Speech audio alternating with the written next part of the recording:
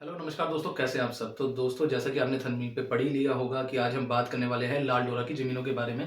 और आखिर ऐसा क्या हो गया है कि लाल डोरा की जो ज़मीनें हैं, अब वो भी खरीदना रिस्की हो गया है या फिर बेचना रिस्की हो गया है। तो पूरी जानकारी जानने के लिए वीडियो के साथ अंत तक बने रहें। नमस्कार दोस्तों, मेरा नाम सचिन राजपूत है, आप देख रहे हैं टेक्निकल सफारी। तो दोस्तों, सबसे पहले मैं आपको बता देता हूँ, दिल्ली के अंदर हाल फिलहाल में रेरा के कुछ नए नियम आए हैं, या फिर अगर हम कहें कि पुराने नियमों को रेरा ने दोबारा से लोगों को याद कराया है। इसी दौरान एमसीडी ने भी अपना पक्ष रखते हुए कहा है कि दिल्ली के अंदर जितनी भी प्रॉपर्टीज हैं, चाहे वो ऑथराइज कॉलोनी में हो, चाहे अनऑथराइज कॉलोनी में हो, चाहे वो रजिस्टर्ड प्रॉपर्टी हो या फिर लाल डोरे की जमीनें क्यों ना हो, उन सबकी यूपी आईडी यानी कि यूपीआईसी आईडी, प्रॉपर्टी आईडी होना कंपलसरी है। और दिसंबर 2023 तक की लास्ट डेट दी हुई है। अगर आप ऐसा नहीं करते हैं तो उस कंडीशन में आपकी प्रॉपर्टी के ऊपर जुर्माना लग सकता है, यानी कि आपके पास नोटिस आ सकते हैं एमसीडी के साथ रेरा की जो गाइडलाइन आई है उसके अकॉर्डिंग बहुत सारे ऐसे मकान हैं जो कि टूट सकते हैं, या फिर कई ऐसे मकानों की बात करें जो फिर आगे बनाए नहीं जा सकते। तो इसी दौरान जो है एक खबर आई है जो कि दिल्ली को दहला देने वाली खबर है, क्योंकि दिल्ली के अंदर ज्यादातर लाल डोरे की जमीनें हैं। जिन लोगों को नहीं पता है कि लाल डोरे की जमीनें क्या होती हैं, तो मैं उन्हें बता दूं कि दोस्तों, लाल डोरे की जमीनें जो है वो ग्राम पंचायत द्वारा आम लोगों को दी हुई जमीनें होती हैं। और ये जमीनें जो होती हैं वो रजिस्ट्री के अंदर आती हैं, यानी कि इन जगह को खरीद के आप इनकी रजिस्ट्री करा सकते हैं। बस थोड़ा सा फर्क क्या होता है कि जहां पर आप एक रजिस्टर्ड प्रॉपर्टी जिसकी रजिस्ट्री हो सकती है वो खरीदने जाते हैं, वो थोड़ी कॉस्टली। वहीं पे जब आप लाल डोरा जमीनें लेने जाते हैं तो वो थोड़ा सा आपको, अगर हम बताएं कि पैसों के मामले में थोड़ी सी सस्ती पड़ती हैं, लेकिन वो भी रजिस्ट्री वाली जगह होती है। अब बहुत सारे लोगों के मन में सवाल आ रहा होगा, भाई लाल डोरे की जगह ग्राम पंचायत की है, ग्राम पंचायत की तो कहते हैं सरकारी जमीन है। तो दोस्तों, मैं आपको बता दूं, ग्राम पंचायत की दो टाइप की जमीनें होती है। एक तो ग्राम पंचायत की जमीन होती है जिन्हें हम सरकारी जमीन कहते हैं, दूसरी होती है ग्राम पंचायत आबादी की जमीनें जो कि लाल डोरा के अंदर आती हैं। उन लाल डोरा की आप रजिस्ट्री करा सकते हैं, एमसीडी में म्यूटेशन करा सकते हैं, मकान बनाने के लिए आप नक्शा पास करा सकते हैं, उन पे लोन मिल सकता है। लेकिन आपको मैं बता दूं, दिल्ली के अंदर अगर हम बात करें, कुल 357 गांव हैं और उनमें से सिर्फ 29 गांव हैं जिनका सर्वे हो चुका है। किन चीजों का सर्वे? तो दोस्तों, मैं आपको बता दूं, प्रधानमंत्री नरेंद्र मोदी जी द्वारा एक स्कीम लाई गई है जिसे स्वामित्व स्कीम कहा गया है, यानी कि जहां पर आपको अपनी जमीन का स्वामित्व, यानी कि अगर हम बात करें मालिकाना हक मिल सकता है, और यहां पर आपका बनेगा प्रॉपर्टी कार्ड।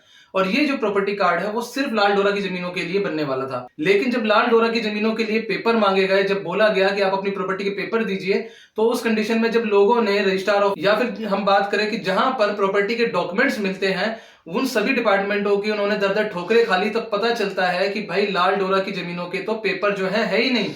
और या फिर जिन प्रॉपर्टी के पेपर हैं वो उर्दू, फारसी या फिर अरबी लैंग्वेज में मिल रहे हैं, जिसके कारण उन्हें ट्रांसलेट करना बहुत मुश्किल हो पा रहा है, क्योंकि वो पेपर इतने ज्यादा पुराने हो चुके हैं, 100 साल से ज्यादा पुराने पेपर हो चुके हैं, और कहीं तक बात करी जाए तो कहीं ना कहीं तक वो पेपर नष्ट होने की कगार पर भी आ गए हैं। साथ के साथ डिजिटली कोई रिकॉर्ड ना होने की वजह से वहां के आम लोगों को बहुत सारी समस्याओं का सामना करना पड़ रहा है। यानी कि अगर हम बात करें, जमीनों को खरीदने से लेकर जमीनों को बेचने तक हमेशा वहां पर विवाद बना रहता है उन जमीनों पे। साथ के साथ वहां पर मकान बनाने की परमिशन नहीं मिलती डीडीए से, या फिर अगर हम बात करें एमसीडी से, क्योंकि वहां पर नक्शा पास नहीं हो सकता विदाउट किसी पेपर के, विदाउट प्रॉपर्टी के पेपर के। इसके अलावा वहां के स्थानीय लोगों के साथ सबसे बड़ी जो समस्या आ रही है वो आ रही है कि दिल्ली के अंदर लाल डोरा की जमीन जो है वो लगभग 30 से 40% है, लेकिन वहां पर लोन नहीं हो पा रहा है, भौतिक सुविधाएं नहीं पहुंच पा रही है। अगर हम बात करें, बिजली पानी के कनेक्शन नहीं मिल पा रहे, और आने वाले समय में वहां पर किसी भी सरकारी सुविधाओं का बेनिफिट उन लोगों को नहीं मिलने वाला है। तो दोस्तों, आपको मैं बता दूं, अगर आपकी कहीं लाल डोरा पे कोई जगह है, या फिर आप भी लाल डोरा में कोई जगह लेने वाले हैं, तो ध्यान रखें, सबसे पहले आप प्रॉपर्टी के पेपरों का पता कराएं।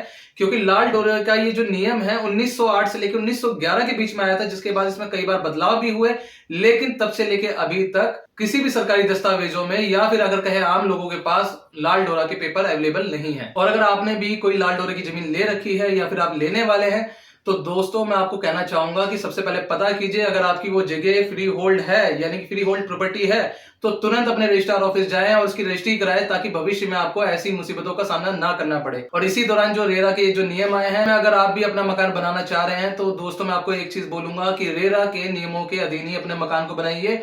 अगर आपका मकान 50 स्क्वायर मीटर से ज्यादा का नहीं है तो आप सिर्फ 3 मंजिल बना सकते हैं। और ज्यादा जानकारी जानने के लिए कि रेरा क्या नियम लाया है, एमसीडी का क्या नियम है, डीडीए क्या नियम लाया है, जिसकी वजह से दिल्ली में मचा हुआ है बवाल। तो आपको मैं बता दूं, आई बटन पे आपको लिंक मिल जाएगा इस वीडियो का, आप इस वीडियो को पूरा देख के आप जान सकते हैं और कैसे अपने घर को बचा सकते हैं। इसके लिए भी हम जल्द से जल्द वीडियो लाने वाले हैं कि आप रेरा के कौन कौन से नियम हैं जिन्हें आपको फॉलो करना है। तब तक के लिए दोस्तों, अगर आप चाहते हैं हम रेरा का नेक्स्ट पार्ट बनाएं तो आप वीडियो को लाइक करें, शेयर करें, कमेंट करें। साथ के साथ हमारे चैनल पर नए हैं तो चैनल को सब्सक्राइब करना और बेल आइकन प्रेस करना ना भूलें।